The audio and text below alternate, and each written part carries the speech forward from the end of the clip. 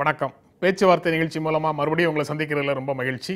இன்றைய பேச்சுவார்த்தையில் கலந்து கொள்வதற்காக அனைத்து இந்திய அண்ணா திராவிட முன்னேற்றக் கழகம் அம்மா கட்சியின் கோவை செல்வராஜ் அவர்களும், திராவிட முன்னேற்றக் கழகத்தின் வழக்கறிஞர் பரந்தாமன் அவர்களும் நம்ம அரங்கத்துக்கு வந்திருக்கிறாங்க. வணக்கம். அரசியல் விமர்சகர் சுமன் சி ராமன் விரைவில் நம்ம கூட இணைய இருக்கிறாரு. தமிழ்நாடு அமைச்சர்கள் கூட்டம் நேற்று நடந்தது. அதில் மத்திய அரசை அமைச்சர்கள் விமர்சிக்க வேண்டாம் அப்படின்னு முதலமைச்சர் எடப்பாடி பழனிசாமி அமைச்சர்களிடம் கோரியதாக ஒரு செய்தி கசிந்தது. அது இன்று செய்தித்தாள்களில் வந்திருக்கு. இந்த ஒரு இணக்கமான போக்கை மாநில அரசு மத்திய அரசிடம் கடைபிடிக்கிறதுல எங்களுக்கு ஒன்றும் மாற்று கருத்து இல்லை, அது அவசியம்தான் அப்படின்னு திமுகவும் கருதுகிறது. ஆனால் இந்த இணக்கமான போக்கின் மூலம் மாநிலத்துக்கு நன்மை நடந்தால் நல்லது, சுயநலன்களை நிறைவேற்றிக் கொள்வதற்கான வாய்ப்பாக இந்த இணக்கத்தை பயன்படுத்திக் கொள்வது சரியல்ல அப்படின்னு மு.க. ஸ்டாலின் திமுக செயல் தலைவர் இன்றைக்கு ஒரு அறிக்கை வெளியிட்டிருக்கிறாரு. அதை இந்த இன்றைய பேச்சுவார்த்தையில் அதை பற்றி பேசலாம். அதில் அவர் குறிப்பிட அந்த அறிக்கையில் அவர் குறிப்பிடுற முக்கியமான விஷயம் உங்களிடமிருந்தே ஆரம்பிக்கிறேன். தமிழக அமைச்சரவை கூட்டம் என்ன முடிவு செய்தது, எதை பற்றி பேசியது, என்ன முடிவு செய்தது அப்படிங்கிறத ஒரு செய்தி குறிப்பாக நீங்கள் வெளியில் விட்டுட்டீங்கன்னா இந்த மாதிரி சிக்கல்கள் எதுவும் இல்லை. ஆனால் செய்திக்குறிப்பு எதுவும் விடாமல் இருப்பதன் மூலமாக ஊகங்களுக்கு இடம் கொடுக்குறீங்க அப்படின்னு ஒரு குற்றச்சாட்டை முன்வைக்கிறாரு. என்ன பதில் சொல்ல விரும்புறீங்க? அதாவது மாநில அரசு மத்திய அரசுகள்லாம் அமைச்சரவை கூட்டங்கள் நடக்கும். அந்த கூட்டத்தில் சில விஷயங்களை தீர்மானமாக நிறைவேற்றினா அதை வெளியே சொல்கிறது ஒன்று முதலமைச்சர் சொல்லுவாங்க, இல்லைன்னா அங்கே பிரதமர் அலுவலகம் தான் வெளியிடும். இங்கே அந்த மாதிரி என்ன நேற்று முடிவு எடுத்தாங்கிறத அவங்க சொல்லனாலும் சொல்லலாம், சொல்லாமல் இருக்கலாம். அதனால் அமைச்சரவை கூட்டத்தில் எடுக்கப்பட்ட முடிவுகளை சொல்லித்தான் ஆக வேண்டும் என்கின்ற தார்மீக இதுவும் யாருக்கும் கிடையாது. அதனால் முதலமைச்சர் அதை அமைச்சரவை கூட்டத்தோடு அதை வெளியே சொல்லாமல் வச்சுருக்காங்க. ஆனால் இது ஒரு தவறான ஒரு பிரச்சாரம். அது எப்படி கசிஞ்சுன்னு தெரியல. தேவையில்லாமல் ஒரு இட்டு கட்டி இந்த மாதிரி அவங்க ஏதோ பாரதிய ஜனதா கட்சி ஆட்சியை விமர்சிக்க வேண்டாம், அவங்களோட ஒத்துப்போ அந்த மாதிரி சூழ்நிலை அதிமுகவுக்கு இல்லை. அதிமுக ஆட்சியில் யாருக்குமே நாங்கள் துதிபாட வேண்டிய அவசியம் இல்லை, ஒத்துப்போக வேண்டிய அவசியம் இல்லை. மக்கள் பிரச்சனைக்காக, அரசு செயல்பாட்டுக்காக மத்திய அரசோட மாநில அரசு கோரிக்கை வைக்கலாம், கேட்கலாம் ஒழிய இந்த மாதிரி நாங்கள் போக வேண்டிய அவசியம் எங்களுக்கு. நீங்கள் சொல்றதுலேருந்து இரண்டு கேள்விகள் வருது. ஒன்று, ஒரு அரசு வெளிப்படையாக செயல்பட வேண்டுமா வேண்டாமா? அரசு வெளிப்படையாக செயல்பட வேண்டும் அப்படின்னு நினைச்சீங்கன்னா அமைச்சரவை கூட்டத்தில் எடுக்கக்கூடிய முடிவுகளை முழுமையான விவாதங்களோ உரையாடல்களோ தேவையில்லை. என்ன முடிவு எடுக்கப்பட்டது, என்னென்ன விஷயங்கள் விவாதிக்கப்பட்டது, என்ன முடிவு எடுக்கப்பட்டதுங்கிறத ஒரு செய்தி குறிப்பாக வெளியிடுவதில் என்ன பிரச்சனை? எல்லா அமைச்சரவை கூட்டத்தையும் இதுவரைக்கும் எல்லாமே வெளியிட்டதில்லை.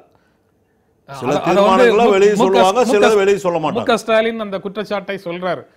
இன்றைய முதலமைச்சர் எடப்பாடி பழனிசாமி அமைச்சரவை கூட்டம் நடத்தினாலும் அதை பற்றிய செய்தி குறிப்பு வர்றதில்லை.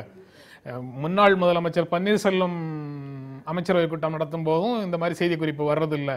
அதற்கும் முந்தைய முதல்வர் ஜெயலலிதா நடத்தும் போதும் இது போன்ற செய்தி குறிப்புகள் வர்றதில்லை. ஆனால் திமுக கழக ஆட்சியில் அமைச்சரவை கூட்டம் நடந்தால் அது முடிந்ததற்கு பிறகு அரசு சார்பாக செய்தி குறிப்பை நாங்கள் வெளியிட்டிருக்கிறோம். எல்லா கூட்டத்திலையும் அவங்களும் வெளியிட்டாங்கன்னு சொல்ல முடியாது. அதான் நான் சொல்கிறேன், தீர்மானங்கள் நிறைவேற்றப்பட்டு மக்களுக்கு சொல்லி தான் ஆகணும்னு அவசர கால கூட்டமாக இருந்ததுன்னா அது உடனே வெளியே சொல்லுவாங்க. இது அவங்க அரசு ஆட்சியை பற்றி மற்ற ஏதாவது விவாதிக்கிறாங்கன்னா அது சொல்லணுங்கிற அவசியம் இல்லை, சொல்ல மாட்டாங்க. சரி, அது முதல் கேள்வி. ரெண்டாவது கேள்வி அப்போ இந்த செய்தி உண்மைக்கு மாறான செய்தி தான், கசிய விடப்பட்ட செய்தி இல்லை. எந்த பேச்சுமே அமைச்சரவையில் நடக்கல அப்படின்னு சொல்றீங்க. எந்த அமைச்சரவையில் என்ன நடந்ததுங்கிறது எனக்கும் தெரியாது, யாருக்கும் தெரியாது, அமைச்சர்களுக்கு தெரியும், முதலமைச்சர் தான் தெரியும். அப்போ இல்லாத ஒரு செய்தியை, உறுதி செய்யப்படாத ஒரு செய்தியை கசிந்ததாக, உண்மை கசிந்ததாக நினைச்சிட்டு ஒரு செய்தியின் மேல எதிர்கட்சி தலைவர் இப்படி ஒரு அறிக்கையை வெளியிட்டு இருக்காரு அப்படின்னு சொல்லுவீங்களா? இல்ல, எதிர்கட்சி தலைவர் மட்டும் இல்ல, எல்லாருமே பொத்தாம் பொதுவா எந்த செய்தி கிடைக்காதனால ஒரு செய்தி வேணுங்கிறதுக்காக நேற்று உருவாக்கப்பட்ட செய்தி, கற்பனையான செய்தி, உருவாக்கப்பட்ட ஊடகங்கள் கற்பனையாக உருவாக்கப்பட்ட செய்தி தான். அதற்கு மறுப்பு ஏன் தமிழக அரசுல இருந்து எதுவும் மறுப்பு? எல்லாத்துக்கும் மறுப்பு சொல்லணுங்கிற அவசியம் எங்களுக்கு இல்ல. சரி சார். பரந்தாமன், அதாவது சார், மறுப்பு எல்லாத்துக்கும் அவசியம் இல்லைன்னு சொல்றது அது ரைட்டு. ஆனால் மறுப்பு சொல்ல வேண்டிய செய்திகளுக்கு சொல்லித்தான் தீர வேண்டும். இது ஒரு மிகப்பெரிய ஒரு சப்ஜெக்ட். கேபினெட்ல சுமன் ஸ்ரீராமன் நம்மோட இணைஞ்சிருக்கிறாரு. வணக்கம். அதாவது சொல்ல வேண்டிய கருத்துக்களுக்கு மறுப்பு சொல்லியே தீர வேண்டும், சில விஷயங்களுக்கு சொல்ல தேவையில்லை என்பது எல்லாருக்கும் தெரிஞ்ச விஷயம் தான். நான் என்ன கேட்குறேன், நீங்கள் கேபினட் மீட்டிங்கில் வந்து அமைச்சர்களுக்கு வாய்மொழி உத்தரவோ அல்லது அமைச்சரவை கூட்டம் நடந்து கொண்டிருக்கிற போது ஜஸ்ட் லைக் கேஷுவலாக வந்து இந்த மாதிரி ஒரு அறிவுரை கொடுத்ததோங்கிறது அவங்களா செய்தி குறிப்பு வந்து வெளியிடாமல் அல்லது கசிய விடாமல் இது வெளியில் வர்றதுக்கு வாய்ப்பில்லை. ஏன்னா அது க்ளோஸ் டோர் மீட்டிங், சாதாரண மீட்டிங் கிடையாது. இது வந்து கேபினட் மீட்டிங். இது எங்களை மாதிரி ஊடகங்களுக்கு கற்பனை திறன் இல்லைன்னு சொல்றீங்க? இல்லை, கற்பனை திறன்ங்கிறது அவர் வந்து எங்களுடைய கற்பனை திறனை மதிக்கிறார். இல்லை, இப்படி சொல்லலாம் சார். காற்று புகாத இடத்துல விட பத்திரிகை புகுன்னு சொல்லலாம், பத்திரிகை துறை புகுன்றலாம். அது அந்த வகையில் வந்து இது இப்போ நான் என்ன கேட்குறேன், இது மறுப்பு அளிக்க வேண்டிய அவசியம் இல்லை, எல்லாத்துக்கும் மறுப்பு கொடுக்க வேண்டிய அவசியம் இல்லைன்னு சொல்லும் போது ஒரு சின்ன விஷயம், நடந்துகிற அரசியல் சூழ்நிலைகளில் இன்னைக்கு இருக்கக்கூடிய காலகட்டங்களில் எந்த மாநில அமைச்சர் அல்லது முதலமைச்சர் இல்லை அதிமுக சேர்ந்தவர்கள் இந்த தளத்தை விட்டுடுங்க, அரசாங்கத்தில் பொறுப்பு இருக்கக்கூடியவங்க யாராவது வந்து பிஜேபி அரசாங்கத்தை விமர்சித்து இது வரைக்கும் பேசியிருக்கிறாங்களா? அது வருமான வரித்துறை ரைடாக இருக்கட்டும், அல்லது ராம்மோகன் ராவனுடைய தலைமைச் செயலகத்தில் செய்த ரைடாகட்டும், அல்லது 89 கோடி ரூபாய் ஆர்கே நகருக்கு பணம் பட்டுவடா செய்வதற்கான சில தகவல் வைத்திருக்கிறதாக சொல்லப்பட்ட அந்த செய்தியாக இருக்கட்டும், இதுல முதலமைச்சரே சம்பந்தப்பட்டிருக்கிறார் என்ற செய்தியாக இருக்கட்டும், இந்த மாதிரியான தகவல்களை நீங்க பேசும்போது, இந்த மாதிரி கேள்விகளை நீங்க முன்வைக்கும் போது, ஏற்கனவே ஓரிரு நிகழ்ச்சிகள்ல நான் பதிலுக்கு என்ன எதிர்வினை ஆற்றினேனோ அதை தான் திரும்பவும் ஆற்றுறேன். திரும்பவும் அதே இதை தான் சொல்றேன். நீங்க தானே எங்களுக்கு சொல்லி கொடுத்துருக்கீங்க. அதாவது எண்ணெயோட இருக்கக்கூடிய கரண்டியை கையில வச்சிருக்கிறவங்க கைவீசி நடக்க முடியாது, ஆட்சியில் இருக்கிறது அந்த மாதிரி. எதுவுமே இல்லாம வெத்து கரண்டியை கையில வச்சிருக்கிறவங்களோ கரண்டியே இல்லாதவங்களோ கையை எவ்வளவு வேணாலும் வீசி நடக்கலாம், நாங்க வந்து ஆட்சியில் இருக்கிறதுனால பொறுப்பாகத்தான் நடக்க முடியும் அப்படிங்கறத நீங்க தானே எங்களுக்கு கத்து கொடுத்துருக்கீங்க. நிச்சயமா பொறுப்பா அதிமுகவுக்கும் மூத்த கட்சிங்கிற முறையில அவங்களும் இதே உங்ககிட்ட இருந்து கத்துக்கிட்ட ஒரு நடைமுறையாக கூட இருக்கலாம்ல. இல்ல நான் என்ன சொல்றேன், நீங்க வாதத்துக்கு அது வேணா பேசத்துக்கு சரியா இருக்கலாம், ஆனா மக்கள் பார்த்துக்கிட்டு இருக்கிற போது இந்த வாதத்துக்கு நீங்க வைக்கிற பொருள்கள் அல்லது அந்த ஒப்பீடு சரியாங்கிறது என்னை பொறுத்த வரைக்கும் அது தெரிய வரல. ஆனா என்னென்றா அதிமுக கற்றுக்குட்டதா, திமுக கற்றுக்குட்டதா, இல்லை அதற்கு முன்னாடி ஆண்ட காங்கிரஸ் இயக்கங்கள் கற்றுக்குட்டதான்லாம் கிடையாது. இன்னைக்கு இருக்கிற பொசிஷனில் இவ்வளோ பெரிய ரைடு நடந்திருக்கு, அல்லது இவ்வளோ பெரிய தகவல்கள்லாம் வருமான வரித்துறை செய்திருக்கக்கூடிய அந்த நடவடிக்கைகள் எல்லாம் ஒரு வார்த்தை கண்டித்து மாநில அரசு அல்லது அமைச்சர் பெருமக்கள் யாராவது ஒன்று சொல்லியிருந்தாங்கன்னா பிஜேபி எதிர்த்து அவர்கள் வந்து குரல் கொடுக்கிறார்கள் என்று சொல்லலாம். இது வாதத்திற்கு வந்து அமைச்சரவை கூட்டத்திலோட இது இல்லைன்னு கூட நம்ம மறுக்கலாம். எங்கேயாவது ஒரு இடத்துல காட்ட சொல்லுங்க, பிஜேபி கவர்மெண்ட்டையோ இல்லை பிஜேபியினுடைய மத்திய அமைச்சர்களையோ யாரையாவது, ஏன் சார் அவ்வளோ இங்கே ஒரு கவர்மெண்ட் இருக்குதான்னு கூட வந்து மத்திய பிஜேபி அரசு அமைச்சர் வந்து இங்கே சென்னையிலேயே ப்ரெஸ்ஸை பார்த்து கேட்குறாரு, அதை பதில் சொல்றது கூட முடியல மாநில அரசுக்கு. சரி, பேசலாம். சுமந்த், தமிழ்நாடு அமைச்சர்கள் கூட்டம் நேற்று நடந்தது. மத்திய அரசை விமர்சிக்க வேண்டாம்னு அமைச்சர்களை முதலமைச்சர் கேட்டுக்கொண்டதாக ஒரு செய்தி, கசிவு செய்தியாக, அது செய்தி குறிப்பில் வரல, அரசு சார்பாக யாரும் அதை சொல்லலை, ஆனா ஊடகங்கள் முழுக்க அந்த செய்தி இருக்குது. அதுக்கு ஸ்டாலின் செயல் தலைவர் திமுக ரியாக்ட் பண்ணியிருக்காரு. இது உங்களுடைய சுயநலன்களை நிறைவேற்றிக் கொள்வதற்கு இந்த இணக்கமான சூழலை பயன்படுத்திக் கொள்ளாதீர்கள், இதற்கு மாறாக மாநில நலன்களை, மாநிலம் சார்ந்த கோரிக்கைகளை நிறைவேற்றிக் கொள்வதற்கு இந்த இணக்கம் பயன்படட்டும் அப்படிங்கிற கருத்தோட முதல்ல வந்து இந்த மாதிரி ஒரு கருத்து அந்த மீட்டிங்ல சொன்னா கூட அது நிச்சயமா வந்து யாரும் வந்து ஆமாமா அந்த கருத்து சொல்லப்பட்டது அப்படிங்கறத யாருமே வந்து வெளிப்படையா வந்து ஏற்றுக்கொள்ள முடியாது. ஏன்னா இட்ஸ் நாட் அ பிராக்டிக்கல். மத்திய அரசு வந்து கிட்ட என்ன உங்களுடைய அஃபிஷியல் ஸ்டாண்ட் என்ன, எந்த ஒரு மக்கள் நல பிரச்சனையில அவங்களுடைய அணுகுமுறை நல்லா இருந்தால் அதை வரவேற்போம், நல்லா இல்லைன்னா அதுக்கு எதிர்ப்பு தெரிவிப்போங்கிறது தான் உங்களுடைய ஸ்டாண்ட். எல்லா கட்சியும் சொல்றது மத்திய அரசை பொறுத்த வரைக்கும் அப்படிதான் சொல்லுவாங்க. அதிமுக எந்த ஸ்டாண்டுமே இது வரைக்கும் சொல்லல, எதை பத்தி எந்த ஸ்டாண்டு கிடையாது. அது ஏதாவது ரொம்ப சிம்பிள் கம்யூனிகேஷன் ஃபெயில். திரு ஸ்டாலின் சொல்ற அந்த ஒரு கருத்து நிச்சயமா நம்ம ஏத்துக்கணும். ஒரு கேபினெட் மீட்டிங் முடிஞ்ச பிறகு நீங்க என்னெல்லாம் வந்து யார் என்னென்ன சொன்னாங்கன்னு யாரும் கேட்கல. ஆனால் அடிப்படையாக இந்த கேபினெட் மீட்டிங் நடந்தது, இதுல இதை பற்றி விவாதிக்கப்பட்டது, இதுல ஏதாவது முடிவு எடுக்கப்பட்டால் அந்த முடிவுகள் விரைவில் உங்களுக்கு இந்த டீடைல்ஸ் அறிவிக்கப்படும் சொல்றதுல எந்த விதமான ஜெயலலிதாவின் ஆட்சி தொடர்கிறது, ஜெயலலிதாவின் ஆட்சி தொடர்கிறதுன்னு அவங்க கிளைம் பண்ணிட்டு சொல்லிட்டே நடத்தும் போது ஜெயலலிதா நடத்திய அமைச்சரவை கூட்டங்களில் கூட முடிவுகள் சொல்லப்பட்டது இல்லை. இல்ல, ஒரு மிக முக்கியமான ஒரு விஷயம், ஜெயலலிதா அவர்கள் ஆட்சியில் இருந்தபோது யாராவது தமிழ்நாட்டில் அரசு நடக்குதான்னு கேட்டாங்களா? யார் ஆட்சி நடத்துறாங்கன்னு கேட்டாங்களா? இந்த மாதிரி ஒரு வீக் அரசு இருக்கிறது, அரசு செயல்படவே, அந்த அரசு மேல நீங்க குற்றச்சாட்டு பல வச்சிருக்கலாம், ஊழல் குற்றச்சாட்டு வச்சிருக்கலாம், வேறு பல குற்றச்சாட்டுகள் வச்சிருக்கலாம். ஆனால் ஒரு சென்ஸ், ஒரு செம்பிளன்ஸ் ஆஃப் கவர்னன்ஸே இல்லைங்கிறது வந்து அந்த பெரிய அளவில் குற்றச்சாட்டா வைக்கல. எங்க பிரச்சனை வருதுன்னா, ஒரு ஸ்ட்ராங் லீடர்ஷிப் இருக்கும்போது பல விஷயங்கள் அது தவறாகவே இருந்தாலும் அதை வந்து கண்டுக்காமல் அப்படியே போயிடுது. இப்போ வந்து அந்த லீடர்ஷிப் ஸ்ட்ராங்கா இல்லைங்கிறது எல்லாரும் சென்ஸ் பண்றாங்க. இன்னைக்கு வந்து ஃபர்ஸ்ட் இன்னைக்கு இப்போ நான் வர வழியில் ஏதோ ஒரு பார்த்தேன், ஒரு ஏதோ ஒரு அமைப்பு வந்து திருப்பியும் போராட்டம் தொடங்குவோம், எல்லா அமைப்புகளும் போராட்டம் தொடங்குவோம்னு எதுக்கு எடுத்தாலும், ஏன்னா அவங்க சென்ஸ் பண்றாங்க. இப்போ மருத்துவர்கள் போராட்டம் நடக்குது இல்லையா, மாநில அரசு என்ன ஆக்சுவலாக அவங்க பண்ண வேண்டியது எம்சிஐக்கு அகேன்ஸ்டாவோ இல்லை மத்திய அரசுக்கு அகேன்ஸ்டாவோ இங்கே உட்காந்து பண்ணி ஒன்றும் யூஸ் கிடையாது, கோர்ட்டில் வந்திருக்கிற இது. ஆனால் அரசு வீக்காக இருக்கிறது, அதிலிருந்து எப்படியாவது ப்ரெஷர் அழுத்தம் போட முடியுங்கிற அடிப்படையில் அவங்க பண்றாங்க. மெயின் திங், நீங்க இந்த மாதிரி மத்திய அரசுடன் நீங்க நெருக்கமா இருக்கக்கூடாதுன்னு எந்த விதமான ஒரு கட்டாயம் இல்லை. ஸ்டாலினும் சொல்லல. இல்ல நான் என்ன சொல்றேன், உங்களுக்கு இந்த ஒரு என்ன அடிப்படை காரணம் ரொம்ப சிம்பிள். நீங்க எங்க ஆட்சியில் இருக்கீங்க, அவங்க மத்தியில் ஆட்சியில் இருக்காங்க. இங்கு பல அமைச்சர்கள் மீதும் பல நபர்கள் மீதும் ஊழல் குற்றச்சாட்டு வைக்கப்பட்டிருக்கிறது சில ஆண்டு காலமாகவே. பேசாதீங்க, எல்லா அமைச்சர்களும் யார் ஊழல் பட்டியல் சொல்லியிருக்காங்க? ஊழல் குற்றச்சாட்டு இல்ல.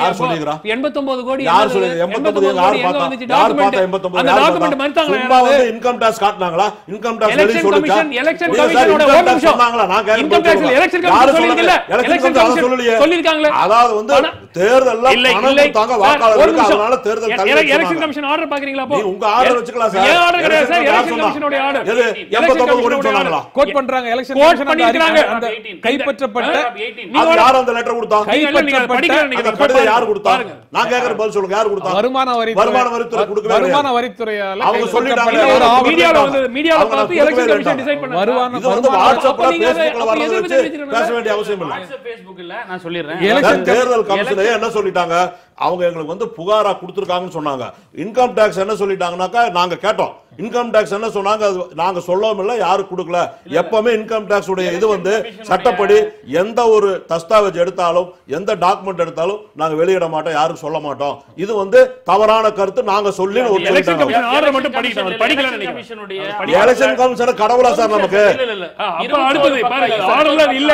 எலெக்ஷன் கமிஷன் நாங்க நம்பறதே இல்ல. 21 பக்க ஆர்டர்ல 18வது பேராகிராஃப்ல இருக்கு, போய் செக் பண்ண சொல்லுங்க. இல்ல இல்ல, எலெக்ஷன் கமிஷன் கடவுளா? நாங்க எலெக்ஷன் கமிஷன் பத்தி சொல்றோம். அவங்க எலெக்ஷன் கமிஷன் கடவுளாங்கிறதுனால இலைக்கு பேரம் நடந்துச்சு. எலெக்ஷன் கமிஷன் கடவுளுங்கிறதுனால தான் காப்பாத்துன்னு சொல்லிட்டு 60 கோடி ரூபாய் காப்பாத்துறல. எங்க உரிமை எங்களுக்கு கொடுங்க கேக்குற போது காப்பாத்த கெஞ்ச வேண்டிய அவசியம் இல்ல. யாருடைய தயவு எங்களுக்கு தேவையில்லை. சட்டப்படி போராடுறத விட்டு சட்டப்படி தான் போயிட்டு இருக்காங்க. நாங்க யார் கிட்ட போற சட்டப்படி இருங்க, நம்ம வந்து பாயிண்ட் முடியல. அதாவது சட்டப்படி தான் யார் மேலயும் இங்க பாருங்க, யாரு குற்றவாளின்னு யாரும் சொல்லல. குற்றச்சாட்டு வைக்கப்பட்டிருக்கிறது. குற்றச்சாட்டு என்ன? அதாவது தேர்தல் சந்திக்காத கட்சிகள், எதிர்காலம் இல்லை ஒரு நிமிஷம் சொல்ற குற்றச்சாட்டு. அதை பத்தி கவலையே இல்லை. சுமன் சொன்னது என்னவாக இருக்கும்? நான் புரிஞ்சுக்கிறேன். தவறான கருத்து சொல்லிட்டு கிடையாது. சொல்லக்கூடாது. அந்த அமைச்சர் சொல்லுங்க, உங்களுக்கு பேலன்ஸ் பண்ணுமா? எந்த அமைச்சர் சொல்லுங்க, நீங்க எந்த அமைச்சர் சொல்லுங்க. வருமான வரித்துறை அது இயற்கையா நடக்கிறதா சார்? எல்லா இடத்துலயும் யாராவது ஒரு தகவல் கொடுத்தா யாருன்னு அரசியல்வாதி வீடு இல்ல, எல்லார் வீட்டுக்கும் போறாங்க, சர்ச் பண்றாங்க. தமிழ்நாட்டு அமைச்சர் ஒருவருடைய வீட்டிலிருந்து எடுக்கப்பட்டதாக சொல்லப்படும் ஒரு ஆவணத்துல யார் சொன்னாங்கன்னு தான் நான் கேக்குறேன். ஒரு ஆவணத்துல எலெக்ஷன் கமிஷன் கோட் பண்ணது. நான் கேக்குறது இன்கம் டாக்ஸ் சொல்லிருக்கா? நான் கேக்குறது இன்கம் டாக்ஸ் சர்ச் பண்றாங்க. ஒரு நிமிஷம், ஒரு போலீஸ் ஒரு கேஸ் வழக்கு பதிவு பண்ணா அந்த போலீஸ் எஃப்ஐஆர் போட்டு கொடுக்காம வழக்கு போட முடியுமா? இல்ல எலெக்ஷன் கமிஷன் வந்து என்ன? எலெக்ஷன் கமிஷன் என்ன காரணம்? RK Nagar by election election commission என்ன காரணத்துக்காக ரத்து செய்தது? அதாவது மொத்தமாவே இல்ல என்ன காரணத்துக்காக ரத்து செய்தது? பணம் கொடுத்தது. அங்கேயும் 9 பேர் அரெஸ்ட் பண்ணாங்க. காஞ்சிபுரம் ஒன்றிய செயலாளர் அரெஸ்ட் பண்ணி வச்சாங்க. யார் இல்லாம இருக்கு? எஃப்ஐஆர் இருக்கு, கேஸ் இருக்கு, ஆர்டர் இருக்கு. ஆர்டர் தான் நான் சொல்றேன். தேர்தல் கமிஷன் வந்து ஒரு தொகுதியில ஆர்கே நகர் தொகுதியில இருக்கக்கூடிய பல பகுதிகளுக்கு அமைச்சர்கள் பொறுப்பு. அந்த அமைச்சர்கள் எங்களை ஆளுங்கட்சியா இருக்கும்போது அமைச்சர் தான் போய் வேலை செய்வாங்க. திமுகவில் அவங்க எல்லா கட்சியும் ஆள் இருக்கிற கட்சியில் அவங்க வேலை செய்வாங்க. ஆளு இல்லாத கட்சி கொள்ற குற்றச்சாட்டு பத்தி நாங்க எங்க கவலைப்படுறோம்? அந்த அமைச்சர்கள் இந்த மாதிரி அந்தந்த பகுதியில் இருக்கக்கூடிய வாக்காளர்களுக்கு ஒரு நபருக்கு 4000 ரூபாய் வீதம் கொடுக்க யார் கொடுத்ததை பார்த்தது இல்ல, யார் ஆதாரப்பூர்வமா தேர்தல் கமிஷன் எந்த இடத்துல கைது பண்ணி இருக்கு? கொடுத்ததாகவே நான் சொல்லல, கொடுத்ததாகவோ அல்லது கொடுக்க இருந்ததாகவோ அந்த பேப்பர் சொல்லுது. அந்த பேப்பரை நீங்க ஏற்க மாட்டேன்னு சொல்லுங்க. இவங்களாவே டைப் அடிச்சு வச்சுட்டாங்க நான் சொல்றேன். யாரோ எங்கேயோ போட்டாங்க. ஆனா எலெக்ஷன் கமிஷன் அந்த பேப்பரை நம்புது. மொத்த பெட்டிஷனை வச்சுட்டு ஒரு தேர்தல் கமிஷன் சொல்றத பத்தி சரி, என்ன கவலைப்படணும்? ஒரு அராஜகமான முடிவை தேர்தல் ஆணையம் எடுத்திருக்குதுன்னு சொல்லி உங்க கட்சி வந்து ரியாக்ஷன் போட்டுருக்கீங்களா? கோர்ட்ல போட்டுருக்கீங்களா? அல்லது தெருவுல ஜனநாயக படுகொலை தான் சொல்றோமா? நீதிமன்றத்துக்கு போயிருக்கீங்களா? அல்லது தெருவில் ஆர்ப்பாட்டம் நடத்திருக்கீங்களா? அப்ப கடவுளான்னு நீங்க கேட்கவே இல்ல. கைகட்டி அந்த ஆணையை ஏற்றுக்கொண்டு எல்லாரும் வீட்டுக்கு போயிட்டீங்க. தேர்தல் எல்லாரும் வீட்டுக்கு எல்லா கட்சியுமே வாய் மூடிட்டு தொகுதியை காலி பண்ணிட்டு எல்லாரும் போயிட்டீங்க. எல்லாரும் போட்டு நடக்கிறோம். இது வரைக்கும் யாராவது பிஜேபியை எதிர்த்து பிஜேபி மத்திய அரசாங்கம் வந்து மாநில அரசுக்கு வந்து வஞ்சம் செய்கிறது தேர்தல் ஆணையம் ரத்து செய்ததுக்கு பிஜேபி என்னங்க செய்யும்? இல்ல அது சொல்ல வரல. நீங்க அந்த சப்ஜெக்ட் விட்டுருங்க சார். பிஜேபி எடுத்து எதுக்காக இல்ல நீங்க சொல்லணும்? தேர்தல் ஆணையத்தை விட்டுடுங்க சார். நான் சொல்றது அடுத்த பாயிண்ட்க்கு போறேன். இது வந்து ஒண்ணு பேசுறது வாதங்களை வந்து வாதப்படி பேசணும், இது பண்ற விட்டுங்க. அது அந்த எலெக்ஷன் கமிஷன் சப்ஜெக்ட் விட்டுட்டீங்களா? அடுத்தது பிஜேபியை விமர்சனம் பண்ணக்கூடிய இடத்துல இருக்க வேண்டிய ஒரு மாநில அரசு, அதாவது இணக்கம் என்றது தேவை. நான் என்ன கேட்கிறேன், எதற்காக விமர்சனம் பண்ணணும்னா, ஒரு நீட்டுக்காக ஒரு மாநிலத்தில் ஒரு சட்டத்தை இயற்றி ஒரு பில் பாஸ் பண்ணி பிரசிடென்ட் அசென்ட்டுக்காக அனுப்பியிருக்கிற போது நான் என்ன கேட்குறேங்க, நீட்டுன்ற ஒரு பெரிய சப்ஜெக்ட். சாதாரண ஒரு நிமிஷம் மட்டும் கொடுங்க. மாநிலத்தினுடைய சாவரினிட்டியை மத்திய அரசு எந்த அளவுக்கு நசுக்கிறது இந்த இடத்துல ஒரு டெமான்ஸ்ட்ரேட் பண்ணி காட்டுறேன். இங்க பாருங்க, எக்ஸம்ஷனை கேட்கறது வந்து மாநில அரசுடைய உரிமை. இது கான்ஸ்டிடியூஷனல் ரைட். பார்லிமெண்ட் இது பார்லிமெண்ட் ஆக்ட் கூட கிடையாது நீட். இது வந்து ஒரு நோட்டிபிகேஷன், அவ்வளவுதான். நோட்டிபிகேஷனை சேலஞ்ச் ஆகி சுப்ரீம் கோர்ட்ல போய் ஒரு ஜட்மெண்ட் ஆகி வந்தது இம்ப்ளிமெண்டேஷன்ல போற ட்ராக். இது ரொம்ப டீடைலா போடணும்னா உங்களுக்கு இன்னும் பல விஷயங்களை சொல்லலாம், முரண்பாடுகள் நிறைய இருக்கு. அப்படி சொல்லப்பட்ட அந்த நீட் தேர்வு விலக்கு கொடுக்க சொல்லி ஒரு மாநில அரசு ஒரு சட்டத்தை இயற்றி பிரசிடென்ட் அசென்ட்டுக்கு போகும்போது நான் மனசு வச்சாதான் அங்க கையெழுத்தாகி வரணும்னு சொல்லிட்டு நிப்பாட்டி வைக்கிறது மாநில அரசுடைய உரிமையை தடுக்கிறதா இல்லையா? இதுக்காக வாய் திறந்து பேசுறதுக்கு என்ன தைரியம் இல்லைன்னு நம்ம முதலமைச்சருக்கு ஏன் பயப்படுறாரு? குடியரசுத் தலைவர் ஒப்புதலை முதலமைச்சர் அடுத்த ஒரு கேள்வி இன்னொன்னு தாண்டி நீட்டுக்கு சொல்லி நீட்டுக்கு நான் நீட்டுக்கு பதில் சொல்றேன். மத்திய அரசுக்கு வந்து யாரு ஒரு வருஷம் எங்களுக்கு வந்து அனுமதி கொடுங்க, அடுத்த வருஷம் நாங்க நீட்ல சேர்ந்துக்கிறோம் எந்த இடத்துல புரட்சி தலைவர் அம்மாவும் முதலமைச்சரா இருக்கும்போது சொல்ல நாங்களும் சொல்லல. யார் சொன்னாங்க? இல்ல ஒரு நிமிஷம் சொல்லி முடிக்கிறான். சொல்லலாம் 2005லயே வந்து இந்த நீட் வந்து வரும்போது அப்பவே வந்து நுழைவுத் தேர்வு எங்களுக்கு வேண்டாம், பொது தேர்வு நாங்களே நடத்திக்கிறோம் அதை சொல்லி நாங்க வந்து சுப்ரீம் கோர்ட்டுக்கு போனோம், ஜெயிச்சோம். ஜனாதிபதி ஒப்புதலுக்கு இதே 254 அனுப்பணும். அது என்னாச்சுன்னா 2013ல மத்திய அரசுல அப்ப இருக்கிற அரசாங்கம் வந்து மத்திய அரசு வந்து என்ன செஞ்சுன்னா நீட்டை வந்து பலிவந்தமா கொண்டு வரும்போது அந்த மெடிக்கல் கவுன்சில் வந்து சட்டத்தை மாத்துனாங்க. அவங்க மாத்துனதுக்கு அப்புறம் இப்ப என்னாச்சுன்னா ஒரு நிமிஷம் நீட்டை பத்தி பேசலாம். 2016-17ல +2 படிக்கிற பசங்க தான் 17-18ல +1 படிச்சுட்டா +2 போவாங்க. அப்ப அந்த பாட அடிப்படையில் தான் படிப்பாங்க. அதனால இதை வந்து அமுல்படுத்தக்கூடாது. இப்ப அமுல்படுத்தினா இந்த படிக்கிற குழந்தைய வந்து நீட்டு பாடம் வேற, இந்த பாடம் வேற. அதனால வந்து இது தமிழ்நாட்டில் வந்து அமுல்படுத்தக்கூடாதுன்னு சொல்றோம். அதுக்காக ஜனாதிபதி ஒப்புதலுக்காக 2 சட்ட முன்வடிவுகளை ஏற்றி அனுப்பியிருக்கிறோம். அதுக்கு வந்து 4 தடவை அவரை நேரில் சந்திக்கும் போது 2 தடவை சொல்லியிருக்காங்க, 2 தடவை வந்து கடிதம் 3 தடவை எழுதியிருக்குது. இந்த வாரமும் அவர் கூட பேசியிருக்கு, சொல்லியிருக்கு, எல்லாம் பண்ணிருக்கு. நான் சொல்றது கடிகாரம் வந்து இப்ப நாங்க வந்து அதுக்காக வந்து அது எந்த சட்ட ரீதியா எப்படி நடவடிக்கை எடுக்கிறோங்கிறதுக்கும் எங்களுக்கு தெரியும். இங்க தமிழ்நாட்டை பொறுத்த வரைக்கும் அவங்க நீட் அமல்படுத்தி கொண்டு வந்து பண்ணிட முடியாது. இந்த ஆண்டு நடக்காதுன்னு சொல்றீங்க? இந்த ஆண்டு கண்டிப்பா கொண்டு வர முடியாது. நீட் வந்து எக்ஸாம் வந்து 7ஆம் தேதி 4 நாள் இருக்குது எக்ஸாம் நடக்கிறதுக்கு. அவர் என்ன அடிப்படையில் இந்த மாதிரி ஒரு ஸ்டேட்மென்ட் ஒரு நீட்டுக்கு தயாராகி கொண்டிருக்கிற மாணவர்களை தவறாக வழி நடத்துற மாதிரி ஆயிடும். இல்ல ஒரு நிமிஷம், அது உங்களுக்கு வந்து இன்னைக்கு வந்து அதுக்கான நடவடிக்கை எடுத்துட்டு தான் இருக்காங்க, பேசியிருக்காங்க. நிச்சயமா தமிழ்நாட்டுல வந்து அந்த நடவடிக்கை யாரும் ஒண்ணு ஏமாத்தல. யாரு ஏமாத்தலாம்? சரி, குடியரசுத் தலைவருடைய ஒப்புதல் ஒண்ணு ஏமாத்தல. இந்த மொத்தத்துல மொத்த மக்கள் தமிழ்நாட்டு மக்கள் நீங்க தான் ஏமாத்தணும். தமிழ்நாட்டை ஆண்டு கொண்டிருக்கின்ற ஒரு அரசியல் கட்சியினுடைய பிரமுகராக, எந்த தவறும் பண்ணல, தமிழ்நாட்டை ஆண்டு கொண்டிருக்கின்ற ஒரு அரசியல் கட்சியினுடைய பிரமுகராக அந்த வாக்குறுதியை அவர் கொடுக்கிறாரு. 2 நாட்களுக்குள்ள குடியரசுத் தலைவர் ஒப்புதலை வாங்கி தமிழ்நாட்டில் நடக்காதுன்னு அவர் சொன்னார்னா வேற என்ன பொருள்? அப்ப இதே வந்து ரைட் அப்பா, இது வந்து தமிழ்நாடு கவர்மெண்ட் அதாவது ஆளுகிற கட்சியினுடைய ஒரு பிரதிநிதி பொதுத்தளத்துல சொல்றாரு நடவடிக்கை எடுப்போம். ஆளுகிற அரசாங்கத்தினுடைய கட்சியின் பிரதிநிதி நடவடிக்கை எடுப்போம்னு சொல்றாரு. பிரதிநிதிகள் சொல்லி மத்திய அரசு கிட்ட பிரதமர் கிட்ட பேசியிருக்காங்க. அது வந்து அதை வந்து நான் பத்திரிகை வெளிப்படையா சொல்ல முடியாது. 1-2 நாட்கள் நல்ல பதில் வரும். ஓரிரு நாட்கள் நல்ல நல்ல பதில். பதில். வந்தா சந்தோஷம் தான். சரி. இல்ல அதாவது அடிப்படையா நீட் ரெண்டு தரப்புக்கும் தெரியும், அதிமுகவுக்கும் தெரியும், திமுகவுக்கும் தெரியும். ஒரு மாநிலத்துக்கு எக்ஸம்ஷன் வராது, வரதுக்கான வாய்ப்பில்லை. வந்தால் எல்லா இது மாநிலங்களும் எப்படி கொடுக்கறதா சார்? 2016, 17 பாடத்திட்டம் தான் 17, 18 வரும். பிரதமர்கிட்ட பேசியிருக்கிறோம். பிரதமர் வந்து 2 நாட்கள்ல வாங்கி தருவதாக சொல்லி இருக்கிறாருன்னு கோவை செல்வராஜ் சொல்றாரு. மேலதிக விவரங்களை நாங்க சொல்ல முடியாது. பிஜி அது ஏன் education minister பேச பண்றாரு? அது ஏன் education minister official ஆ சொல்லக்கூடாது? அது ஏன் honorable chief minister official ஆ சொல்லக்கூடாது? பசங்க வந்து படிச்சுக்கிட்டு இருக்காங்க, 7ஆம் தேதி அன்னைக்கு எக்ஸாம் சொல்லலாம்ல. நேத்து கூட அவர் சொல்லியிருக்காரு வெளிப்படையா. சார், ஒரே விஷயம் ஸ்ட்ரைட்டா சொல்றேன் சார். நீட்ட வந்து நம்ம வந்து வலியுறுத்திட்டு இருக்கோம். அது நடவடிக்கை நல்லதா நடக்கும்னு சொல்லியிருக்காரு. இவங்களை காப்பாத்திக்கிறதுக்காக யாரு காப்பாத்துறாங்க?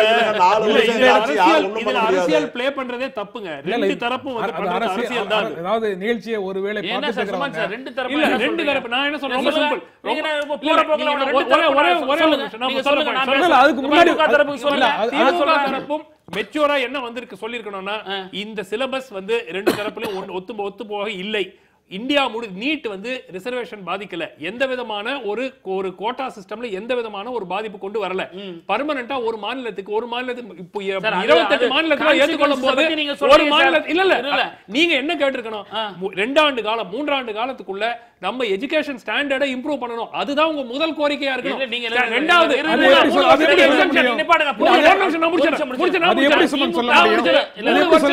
ஒரு நிமிஷம் 3 வருஷம் 3 வருஷம் கழிச்சு நான் ஏற்றுக்கொள்கிறேன்.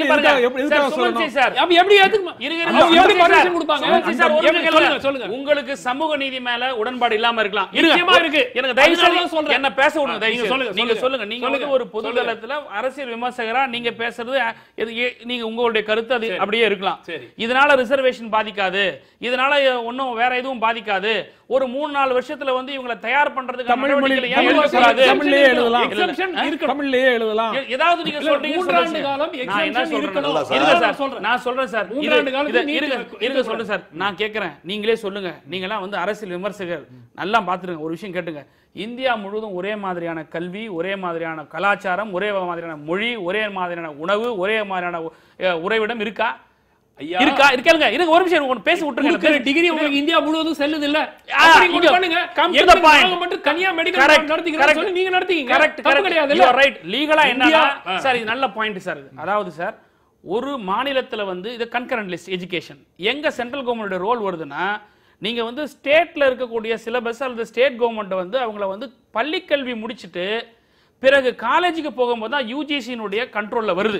இருங்க ஒரு நிமிஷம் என்ன பேச விட்டுருங்க தயவு செய்து.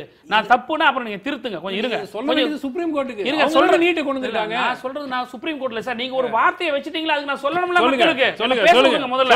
அதாவது நீட் தொடர்பாக அதனுடைய மெரிட்ஸ், டிமெரிட்ஸ், அதனுடைய இல்ல திமுக இப்படிதான் கேட்கணும்னு சொல்றாங்க. இத பத்தி எல்லாம் பல தடவை பேசிட்டோம். நிரந்தரமான ரீசனபிள் எக்ஸம்ஷன் எப்படி கேட்கணும்? முதல்ல நான் ஒரே சொல்றது நம்புறீங்க இந்தியா ஃபுல்லா நம்புறீங்க? அது யாருக்குமே நடக்காது. இல்ல அது சொல்ல தெரியல. அது எல்லாம் தாண்டி சட்டமன்றத்துல 2 மசோதாக்கள் நிறைவேற்றப்பட்டிருக்கு. அந்த மெரிட் அண்ட் டிமெரிட்ஸ் ஆஃப் நீட்டுக்குள்ள போவானா, அது பல மாதங்களாக ஸ்டேட் நசுக்குறாங்க சார். இப்ப சட்டமன்றத்தில் இயற்றப்பட்ட மசோதாக்களுக்கு, நிறைவேற்றப்பட்ட மசோதாக்களுக்கு குடியரசுத் தலைவர் ஒப்புதலை மத்திய அரசு பெற்று தரும் அப்படின்னு அவர் சொல்றாரு. அது ஒருவேளை தவறான நடக்காம போயிடுச்சுன்னா அது தவறான நம்பிக்கைகளை தேர்வுக்கு தயாராகிட்டு இருக்கிற மாணவர்களுக்கு கொடுத்துடக்கூடாது. ஒருவேளை அது நடந்துருச்சுன்னா அவர் சொன்னதை காப்பாத்திட்டாருன்னு அர்த்தமாகும் இந்த 2 நாட்கள்ல. அதனால அது செய்தி வரும் வரை இந்த நிகழ்ச்சியை பார்த்துட்டு இருக்கக்கூடிய பெற்றோர்களும் மாணவர்களும் தேர்வுக்கு தயார் செய்யுங்க. அவங்க சொன்ன மாதிரி வாங்கி கொடுத்துட்டாங்கன்னா, தேர்வு நடக்கலன்னா தமிழ்நாட்டுக்கு விதிவிலக்கு கிடைச்சிருச்சுன்னா நடந்தால் எழுதுவதற்கு தயாராக இல்ல சார். எக்ஸாம் நடந்துதான் ஆகும். குடியரசுத் தலைவர் கையெழுத்து போட்டா கூட அது subject to judicial challenge, supreme கோர்ட்டுக்கு தடை செய்யப்பட்டதுனால பார்லிமெண்ட்ல மந்திரி என்ன சொன்னாரு, 2016-17 பாடத்திட்டப்படி தான் நடந்துட்டு இருக்குங்க. 17க்கு அப்புறம் அது ஃபர்ஸ்ட் இயர் படிக்கிறான். செகண்ட் இயருக்கு வரும்போது என்ன செய்வான்? 17, 18 அதை படிப்பான். அதே பாடத்திட்டத்தை படிக்கிறவன் இந்த நீட்ல இவங்க கொடுக்குற பாடத்தில் எப்படி பரிசு எழுத முடியும்? இப்போ உயர்ந்த வகுப்பில் இருக்கிற உயர் ஜாதி மக்கள் எல்லாம் வந்து பசங்க வந்து 10 லட்சம் 15 லட்சம் செலவு பண்ணி படிச்சுட்டு போயிடுறான். 100% மார்க் வாங்கி. அப்பாவியா இருக்கிற கிராமத்து மக்கள் பாதிக்கிறாங்க, பொருளாதாரத்துல பின்தங்கிய மக்கள் பாதிக்கிறாங்க. நீங்க வந்து அவங்களோட இதுதான் கேக்குறோம். இன்னைக்கு மு.க. ஸ்டாலின் அறிக்கையில சொன்னது தவறான தகவல்.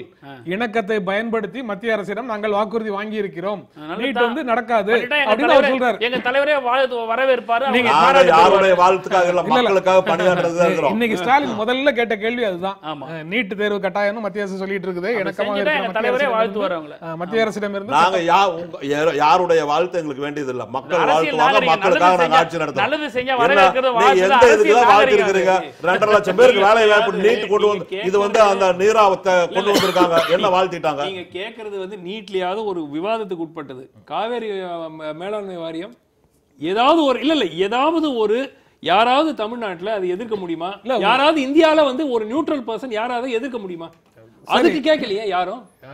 அது சுமூகமா இருக்கும்போது கேட்கலாம்ல. இப்போ சரி, அவர் அது காவிரி மேலாண்மை வாரியத்தை சொல்றாரு.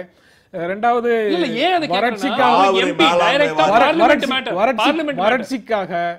வறட்சிக்காக வார்தா புயலுக்காக அப்படின்னு அரசு கேட்ட தொகையை மத்திய அரசு இன்னும் கொடுத்ததாக எங்களுக்கு தெரியல. இல்ல, அவங்கதான் 1740 கோடி ரூபாய் வறட்சிக்குட்டாங்க, 210 கோடி ரூபாய் வந்து வார்தா புயலுக்குட்டாங்க. அதுக்கப்புறம் அரசு கேட்டது அவ்வளவா? கேட்டது நாங்க 39,000 கோடி கேட்டிருக்கோம். அது கூடுதலாக வேண்டும் என்று சொல்வதற்கு அதுக்காக நேர்ல சந்திச்சு சொல்வதற்கு அமைச்சர்களுக்கு உரிமை இருக்குதா? அமைச்சர் உரிமை இல்லாம இல்ல சார், முதலமைச்சரை நேரடியா சந்தித்து 2 முறை பேசியிருக்காரு. இப்ப நேர்ல சந்திக்கும் போதே கொடுத்து எங்களுக்கு இது 10வது வேணும்னு கேட்டதுதான். அது வந்து இந்தியா முழுவதும் எல்லா மாநிலத்துக்கும் அந்த பணம் என்ன ஒதுக்கணுமோ அதுக்கு மேல ஒதுக்கிறதுக்கு முடியலங்கிற மாதிரி அவங்க ஒரு சூழ்நிலை இருக்கு. அது எதிர்த்து கேட்டுதாரு. இப்ப நிதி ஆயோக் மீட்டிங் இப்ப போன சீஃப் மினிஸ்டர் போனப்ப கூட இந்த நீட்டுக்கும் பேசிட்டு வந்தார், மக்கள் என்ன பாதிக்கிறாங்கன்னு பேசினாரு, வறட்சிக்கும் கேட்டிருந்தாரு. 42 விதமான தமிழக மக்களுடைய கோரிக்கைகளை வச்சுதான் பேசிட்டு வந்தார். யாரும் பேசிட்டு வராங்க. திமுக ஏற்றுக்கொண்டது அப்படிங்கன்னு பொருளா? அதை நீங்க இந்த இதுல சுட்டி காட்டாம, அறிக்கையில சுட்டி காட்டாம இருக்கிறதுனால இந்த வறட்சிக்கும் வார்தா புயலுக்குமாக கேட்டா அப்படி இல்ல, இதுல சொல்லாதனால வந்து அதை நம்ம ஏற்றுக்கொண்டது கிடையாது. எல்லாத்தையுமே பட்டியலிடுனா இந்த அரசாங்கம் செய்யாத இந்த அரசாங்கம், செயல்படாத அரசாங்கத்தை பற்றி பட்டியலிடுனா ஒரு உங்க பத்திரிகையில இடம் இருக்காது, உங்க டிவிலையும் போடுறதுக்கு இடம் இருக்காது, அந்த அளவுக்கு இருக்கு. புரியுதுங்களா? ஆனா 1-2 மையமா இருக்கக்கூடியது அல்லது உடனே சொல்லக்கூடிய செய்திகளை வந்து ஒரு அறிக்கையா கொடுக்குறாங்க. அதுக்காக அதை விட்டுட்டாங்கன்றதெல்லாம் கிடையாது. அப்படி பார்க்க போனா என்கிட்ட கூட தான் ஒரு பட்டியல் இருக்கு.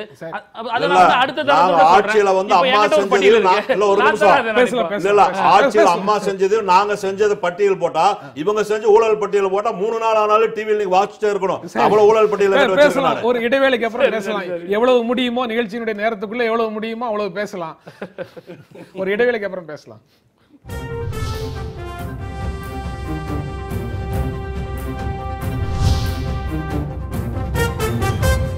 சுமந்த், எல்லா காலகட்டத்திலையும் மாநில அரசினுடைய பல கோரிக்கைகள் வந்து மத்திய அரசுல நிறைவேற்றப்படாமல் நிலுவையில் இருக்கும் அப்படிங்கிறது நடைமுறையில் இருக்கக்கூடிய ஒரு விஷயம். அதாவது நிதி அலோகேஷன், இந்த உதாரணத்துக்கு இந்த வார்தா புயலோ இல்லை இந்த அது மாநில அரசுக்கும் தெரியும். முழுமையா கேட்க நம்ம 20,000 கோடி கேட்டா 20,000 கோடி வராதுன்னு தெரியும். அது நம்ம ஒரு எஸ்டிமேட் போடுறோம், அதுல வந்து ஒரு பர்சன்டேஜ் வரும். இப்போ உதாரணத்துக்கு இந்த வறட்சிக்கு 1700 1% நீங்க ஒரு இல்ல 1% n number of n percentage x percentage 1% இல்ல, அந்த மாதிரி இல்ல. இப்போ இந்த உதாரணத்துக்கு இந்த 1740 கோடி, இந்த 2200 கோடி பேக்கேஜ் அனௌன்ஸ் பண்ணி ஃபர்ஸ்ட் ஃபேஸா 1700 கோடி பேக்கேஜ் சாங்ஷன் ஆனது வறட்சிக்கு. ஆக்சுவலா 10 மாநிலங்களுக்கு அவங்க வறட்சி பேக்கேஜ் அனௌன்ஸ் பண்ணிருக்காங்க. அதுல அதிகமா கொடுத்திருக்கிறது தமிழ்நாடு தான். அது அளவு போர்மான நிச்சயமா போறாது, அது வந்து மாற்று கருத்து இல்லை. ஆனா எல்லா ஸ்டேட்டுக்கும் சென்டர் கொடுக்குறாங்க, அது கொடுக்கறதுல மேக்சிமம் தமிழ்நாடு கொடுத்துருக்காங்க. ஆனாலும் அது மிகவும் குறைவான ஒரு சம். கரெக்ட். ரெண்டாவது, சில கோரிக்கைகள் எனக்கு ஏன் இந்த காவேரி பிரச்சனையை பத்தி நான் ஏன் திருப்பி சொல்றேன்னா, பாராளுமன்றம் மூலமாக இதை நாங்கள் நிறைவேற்றுவோம்னு உச்சநீதிமன்றத்துக்கு கடைசி நிமிஷத்துல போய் யூட்டர்ன் கொடுத்து கோர்ட்ல டெபாசிஷன் கொடுக்குறாங்க சென்ட்ரல் கவர்மெண்ட். பாராளுமன்றத்துல 50 பேர் இருக்காங்க. ஏன் வந்து பாராளுமன்றத்தை இப்ப என்னமோலாம் இவர் அவரை பத்தி திட்டினாரு, பாராளுமன்றம் 3 நாள் ஸ்தம்பித்தது. இதை விட இது வந்து ஒரு நியாயமான கோரிக்கை. தமிழ்நாட்டினுடைய ஒரு ஜஸ்ட் டிமாண்டுக்கு ஏன் எவ்வளவு அஜிடேஷன் நீங்க பாத்திருக்கீங்க? அவங்க அதை செய்யல. அவங்க அதை செய்யல. இல்ல, நான் அவங்க அதை எதுக்கு செய்யல. இல்ல, எதுக்கு கேக்குறேன், ஏன் அது வரேன்னா, ஒரு நெருக்கமான ஒரு உறவு இருந்தாக்க நீங்க மிக முக்கியமாக கேட்க வேண்டிய நிரந்தர தீர்வு. இந்த drought கேட்க வேணாம்னு சொல்ல, நீட் எக்ஸாம் கேட்க வேணாம்னு நான் சொல்லல. ஆனால் இல்ல, உங்களுக்கு மிகப்பெரிய பிரச்சனை இணக்கமான உறவு இருக்குன்னு அவங்க சொன்னாங்களா? இல்ல, அவங்க வந்து அவங்கள விமர்சனம் செய்து பேசாதீர்கள்னு சொல்லியிருக்காங்க. இல்ல, சொல்லி அதையும் கூட சொல்லலன்னு சொல்றாரு. அது வந்து கசிவிடப்பட்ட ஒரு செய்தி தான். காவேரி பிரச்சனை பத்தி அண்ணா சொல்றாரு. காவேரி பிரச்சனை இருக்கட்டும். இல்ல, காவேரி பிரச்சனையில வந்து அம்மா தான் வந்து உச்சநீதிமன்றத்திலேயே வந்து காவேரி அமைக்க சொல்லி 4 நாள் பாராளுமன்றத்துல ஒரு நிமிஷம் அவங்க மத்திய அரசு வந்து பாராளுமன்றத்துல வச்சு விவாதம் பண்ணுவாங்க. அப்போ இன்னும் உச்சநீதிமன்றத்துல அந்த வழக்கு வந்து தமிழக அரசு நடத்திட்டு தான் இருக்கு. இப்போ என்ன சொல்லியிருக்காங்க, இது 2000 கனஅடி தண்ணி ஒரு வினாடி கூட சொன்னாங்க, அது விடல, 4 தடவை விடல. அதுக்கான கோரிக்கையை வச்சுட்டு தான் இருக்கோம், கடுமையா போராடிட்டு இருக்கிறோம். அது வந்து தடையில தான் இருக்கு. சாதித்த அளவுல இருந்து அதை நடைமுறைப்படுத்துவதற்கான முயற்சியில ஒரு தடை இருக்குன்னா தடையை நீக்குவதற்கு முயற்சி பேசலன்னு யார் சொன்னது? போன பாராளுமன்ற கூட்டத்துல எங்க தம்பி துறை அதை பத்தி பேசினாரு. பேசி அவங்க என்ன சொன்னாங்க, அது வந்து உச்சநீதிமன்றத்தில் இருக்கிறத வந்து இப்ப நம்ம இங்க பார்லிமெண்ட்ல விவாதிக்க வேண்டாம் நிறுத்தினாங்க. இல்லையே, யார் சொன்னாங்க? உச்சநீதிமன்றத்துல என்ன சொல்றாங்க, நீங்க கொடுத்திருக்கிற சென்ட்ரல் கவர்மெண்ட் கொடுத்திருக்கிற தேர்தல் ஆணையம் கடவுளான்னு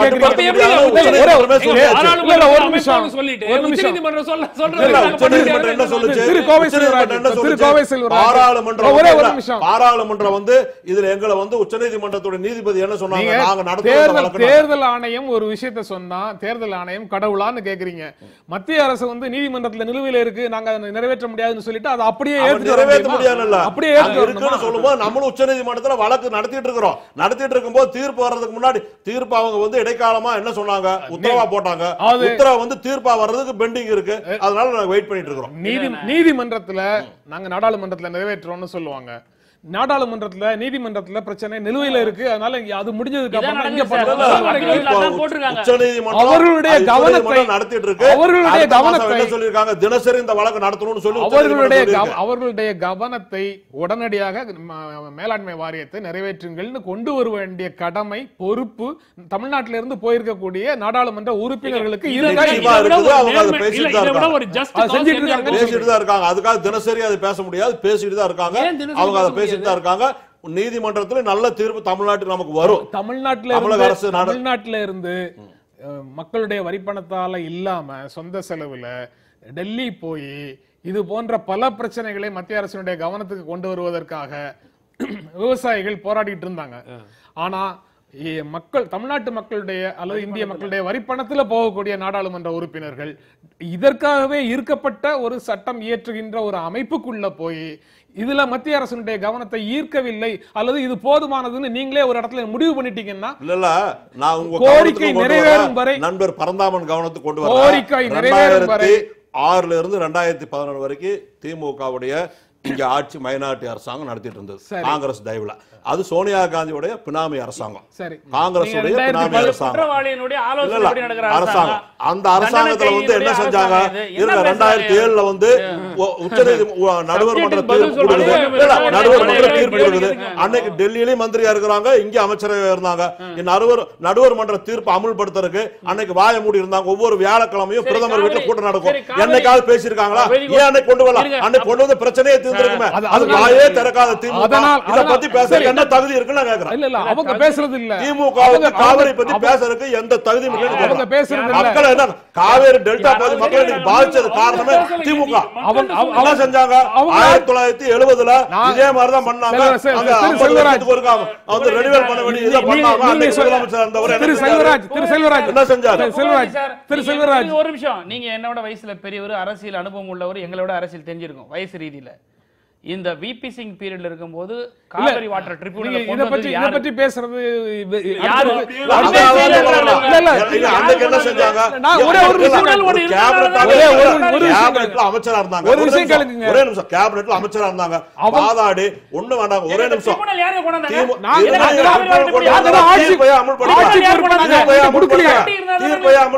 நாங்க ஆட்சி பொறுப்பு அவங்க கிட்ட கொடுக்கலையே. உங்க கிட்ட தான் கொடுத்தோம். 2007ல யார் ஆட்சியில் இருந்தா தமிழ்நாட்டுல? அவங்க அதெல்லாம் செய்யல. யார் இருந்தா? அவங்க அதெல்லாம் செய்யல. அரசு இருந்தா அவங்க அதெல்லாம் செய்யல. அவங்க அதெல்லாம் செய்யலன்னு தான் அவங்களுக்கு அடுத்தாப்புல கொடுக்கல, உங்களுக்கு கொடுத்தோம். உங்களுக்கு ரெண்டாவது கொடுத்துட்டோம். உங்களுக்கு ரெண்டாவது கொடுத்துட்டோம். உங்களுக்கு ரெண்டாவது சார் உங்களுக்கு ரெண்டாவது உங்களுக்கு ரெண்டாவது தடவையும் கொடுத்துருக்கோம். உங்களுக்கு ரெண்டாவது தடவையும் நீதிமன்றத்துக்கு போனாங்களா? உங்களுக்கு ரெண்டாவது தடவையும் ஆட்சி பொறுப்பு கொடுத்துருக்கோம். நீங்க வந்து 1970 இந்த பிரச்சனை வந்து நாடாளுமன்ற 1970லயே 50 நாடாளுமன்ற 47 வருஷம் ஆன கட்சி எங்க கட்சி ஒண்ணு சாதாரண கட்சி இல்ல. நீங்க 1970ல ஒரு நிமிஷம் 50 ஆண்டு கால அந்த ஒப்பந்தம் நிறைவடையும் போது அது மறுபடியும் ஒரு ஒப்பந்தம் போட்டு பண்ணாம அன்னைக்கு வந்து இந்திரா காந்தி அம்மையாரோட சேர்ந்து இவங்க வந்து செஞ்ச தப்புதான் இந்த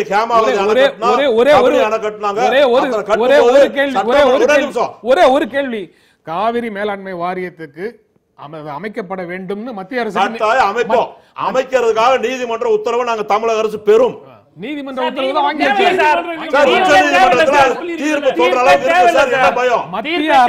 மத்திய அரசை வற்புறுத்தியது அல்லது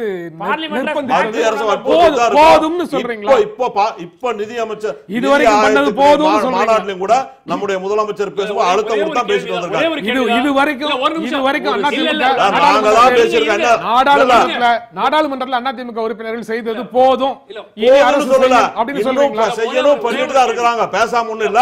இந்த கூட்டத்துல நிதி ஆயோக கூட்டத்துல நம்முடைய முதலமைச்சர் பேசும்போது இந்த மாதிரி மாநாட்டுகள்ல இல்ல மனுவா வாங்கிட்டு எங்க கோரிக்கைகளை வாங்கி அப்படியே போட்டுறாதீங்க, அடுத்த கூட்டம் நடக்கும் போது பண்ணுங்க அப்படின்னு சொல்லி தமிழ்நாடு மாதிரி இருக்கிற எந்த மாநிலத்தையும் புறக்கணிக்காதீங்கன்னு சொல்லியிருக்காங்க.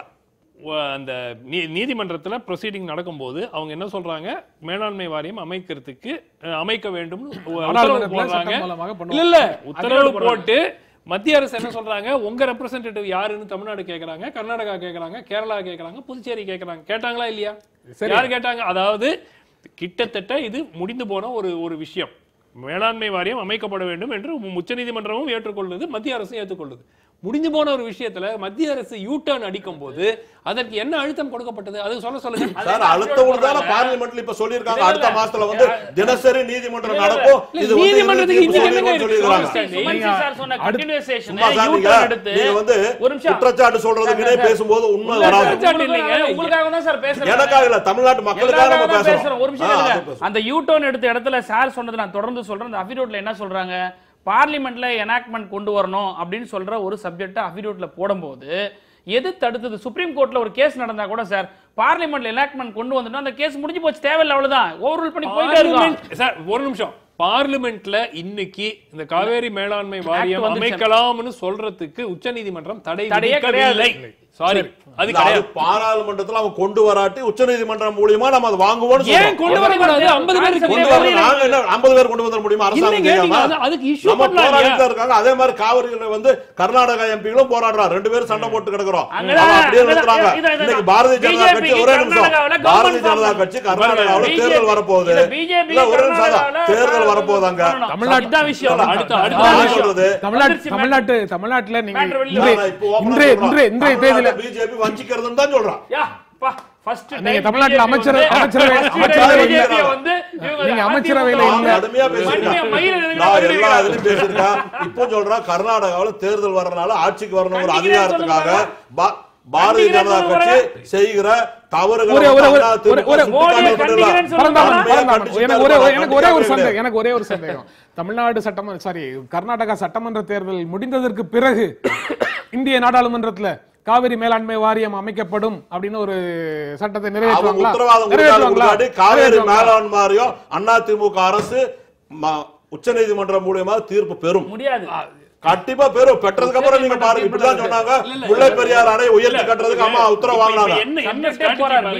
இல்ல இப்ப என்ன ஸ்ட்ராட்டஜி பாருங்க. இப்ப வந்து டிலேயிங் டாக்டிக்ஸ் தான் மத்திய அரசு பண்றாங்க, அது எல்லாருக்குமே தெரிஞ்சது. இப்ப இந்த ஸ்டாண்ட் எடுக்கிறதுனால இந்த இஷ்யூ ரிசால்வ் பண்ணணும். அதுக்கு தான் பாராளுமன்றத்துல அழுத்தம் கொடுக்கப்பட்டால் பாராளுமன்றம் மூலமாக ஒரு லா வந்து எனாக்ட் பண்ணாங்கன்னா அதுக்கப்புறம் உச்சநீதிமன்றத்துக்கு நீங்க ஆர்டர் கொடுத்தாலும் கொடுங்க, நாங்க எதுக்கும் சட்டத்தையும் போட்டுட்டோம், அப்புறம் யாரு தடுக்க முடியும்? தடுக்க முடியாது. அது நடக்கிற வரைக்கும் இந்த டிஸ்பியூட் இப்படி ஓடிட்டே இருக்கும். இப்ப நீங்க காவேரி மேலாண்மை வாரியம் அப்பாயிண்ட் பண்றேன்னு ஒரு ஆர்டர் கொடுக்குறாங்கன்னு உச்சநீதிமன்றம் வச்சுக்கோங்க, கர்நாடகா அதுக்கு ரெப்ரசன்டேட்டிவ் கொடுக்க மாட்டாங்க. அதுக்கப்புறம் என்ன பண்ணுவீங்க? கண்டெம்ட் போட்டு அதுக்கு ஒன்று போடுவீங்க. பிஜேபி வாண்டடா செய்தி sir, injustice account to the state of Tamil Nadu, அவ்வளவுதான். அதுக்கு எதிராக அரசு குரல் கொடுக்காததுனால நீங்க வந்து என்ன சொல்றீங்க, ஓ பன்னீர்செல்வத்தை விட நான் அதிகமாகவே மத்திய அரசுக்கு விசுவாசமாக இருக்கிறேன் அப்படின்னு காட்டுறதுக்காக மத்திய அரசை விமர்சிக்க கூடாதுன்னு முதலமைச்சர் சொன்னதாக சொல்றீங்க. அப்படி ஒரு விஷயமே நடக்கல அப்படின்னு சொல்லி கோவை செல்வராஜ் சொன்னதுக்கு பிறகு இப்போ சொல்றேன் அது மாதிரி நடக்கவே இல்லை. அதெல்லாம் தவறான பிரச்சாரங்கள் பண்ணிட்டு இருக்காங்க. இது வந்து நேத்து தினம் தொலைக்காட்சிகளுக்கு பத்திரிகைகளுக்கு எந்த செய்தி இல்ல, அதுக்காக உருவாக்கப்பட்ட செய்தி இது. சரி சார், நீங்க அவர் இல்லைன்னு சொல்லி சொல்றாரு, நீங்க என்கிட்ட கேள்வி கேட்குறீங்க. இந்த அறிக்கையை வந்து சட்டமன்ற எதிர்க்கட்சி தலைவர் வெளியிட்டு இவ்வளவு மணி நேரங்கள் ஆகுது, ஒரு மறுப்பறிக்கை வரவே இல்லையே. ஒவ்வொரு நாளும் உங்களுக்கு மறுபறிக்கை கொடுத்துட்டு மட்டும்தான். there are two things இருக்கு, ரெண்டு விஷயம் இருக்கு சார். எதை வந்து மறுப்பு கொடுக்கணும், எதை இக்னோர் பண்ணணும்னு இருக்குது. இதை இக்னோர் பண்ணக்கூடிய செய்தியா, இது இக்னோர் பண்ணக்கூடிய செய்தியா? சொல்லி ஒரு அறிக்கை கொடுத்தாருன்னா அதுக்கு ஒரு பதில் கொடுக்கலாம். இவர் சொல்ற எல்லா அறிக்கைக்கும் பதில் கொடுக்க வேண்டிய அவசியம் எங்களுக்கு இல்ல. அதாவது ஊடகங்கள்ல அமைச்சரவையில இது ஒரு இப்படி ஒரு விஷயம் டிஸ்கஸ் செய்யப்பட்டது, விவாதிக்கப்பட்டது, இப்படி ஒரு முடிவு எடுக்கப்பட்டது, இப்படி ஒரு அறிவுறுத்தல் அமைச்சர்களுக்கு கொடுக்கப்பட்டதுன்னு ஊடகங்கள்ல செய்தி வந்தாலும் மறுக்க வேண்டிய அவசியம் அமைச்சரவைக்கு இல்லை, தமிழக முதலமைச்சருக்கு இல்லை, தமிழக அரசுக்கு இல்லை. எதிர்க்கட்சி தலைவர் அதன் அடிப்படையில் ஏதேனும் கண்டன அறிக்கை கொடுத்தாலும் அவசியம் இல்ல, கண்டன அறிக்கைக்கு பதில் சொல்ல வேண்டிய அவசியம் இல்ல. இதுவே அடிப்படை ஆதாரம் இல்லாத பிரச்சனைகளை பேசாத ஒரு அறிக்கைக்கு பதில் தர வேண்டியது, அடிப்படை ஆதாரம் இல்லாத பிரச்சனைகளுக்கு சொல்ல வேண்டிய ஊடகங்கள்ல வந்தா என்ன, எதிர்க்கட்சி தலைவர் சொன்னா என்ன, நாங்க பதில் சொல்ல வேண்டிய அரசுடைய மெத்தன போக்கு, ஜனநாயகத்தை மதிக்காத போக்கு, மக்கள் ஆட்சியில இருக்கக்கூடியவங்களுக்கு மக்களுக்கு மதிக்காத போக்கு. சட்டமன்றத்தில் எம்ஜிஆர் முதலமைச்சர் கலைஞர்கிட்ட வந்து இந்த இடத்துல நீங்க சொத்து சேர்த்துட்டீங்கன்னு சொல்லிட்டு ஒரு ஓரலா சொன்னதுக்கே அதுக்கு வந்து நீங்க வந்து ப்ரூஃப் பண்ணி பாருங்கன்னு சொல்லும்போது பேக் அடிச்சு போன கட்சி தான் இந்த கட்சி. புரியுதுங்களா? எந்த ஒரு நான் நிறைய பட்டியல் படிச்சிருவேன் நானு. நான் இப்ப சொல்றேன், நானும் படிக்கிறேன். ஒண்ணு வேண்டியதுல ஆமா இப்ப இவ்வளவு பேசுறீங்களா, ஒரு நிமிஷம் சார், இல்ல இவர் இவ்வளவு பேசுறாங்க, இல்ல ஒரே நிமிஷம். திமுக கட்சி காங்கிரஸோட ஆட்சியில் கூட்டணியா இருக்கும்போது ஒரே நிமிஷம் இங்க வந்து இவங்க தேர்தல் கூட்டணி பத்தி பேசிட்டு இருக்கும்போது அதே காங்கிரஸ் அரசாங்கம் சிபிஐ அமலாக்கத்துறை போலீஸ் அனுப்பி மேல மாடியில வந்து கலைஞர் டிவி ஆபீஸ்ல சோதனை பண்ணிட்டு உட்கார்ந்துருந்தாங்க. நீ கண்டிச்சீங்களா? அன்னைக்கு கண்டிச்சீங்களா? காங்கிரஸ் உங்க முதலமைச்சர் அந்த அன்னைக்கு மரியாதைக்குரிய கலைஞர் என்ன செஞ்சாங்க? இல்ல அமைச்சரவையில லாக்கா ஒதுக்குறதுல வந்து கேட்ட லாக்கா கொடுக்காது, கோச்சிட்டு ஃளைட் ஏறி வரீங்க. காவேரி பிரச்சனைக்கு போய் அங்க ஒரே நிமிஷம் காவேரி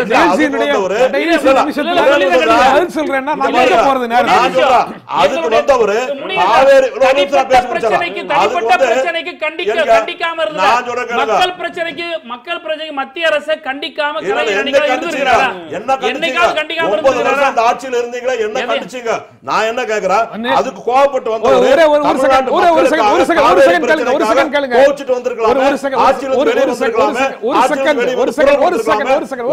தமிழர்கள்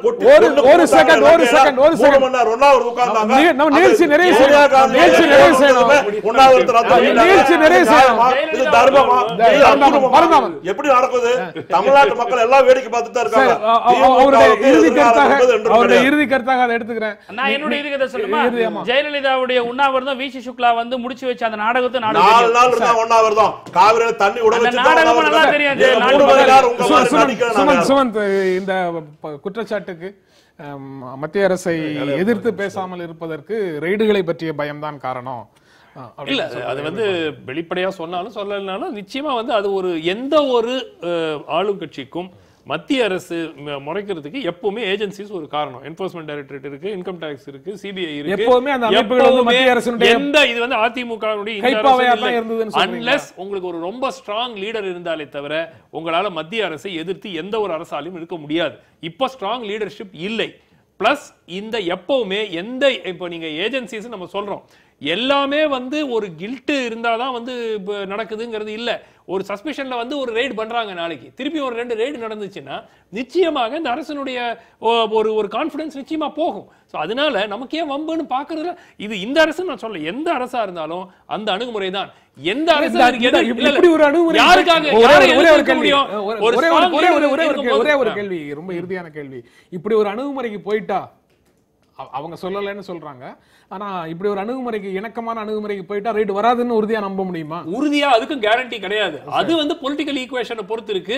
ஆனால் தமிழ்நாடு அது என்ன ஒரு இது வரைக்கும் நடந்திருக்கிற அந்த ரெய்டெல்லாம் பார்த்தா எங்கேயோ ஒரு ஒரு ஒரு ஒரு சைடடா இருக்கிற ரெய்ட பார்த்தா நிச்சயமா வந்து ஒரு பொலிட்டிக்கல் ஆங்கிள் இருக்குங்கிற மாதிரி ஒரு ஃபீலிங் இல்ல sir. Prime minister chief minister போய் சந்திக்கிற பாடி லாங்குவேஜே தெரியும் சார் எந்த அளவுக்கு பயப்படுறாங்க. சரி, புதிய விவாதத்துக்கு இடம் கொடுத்துறாதீங்க.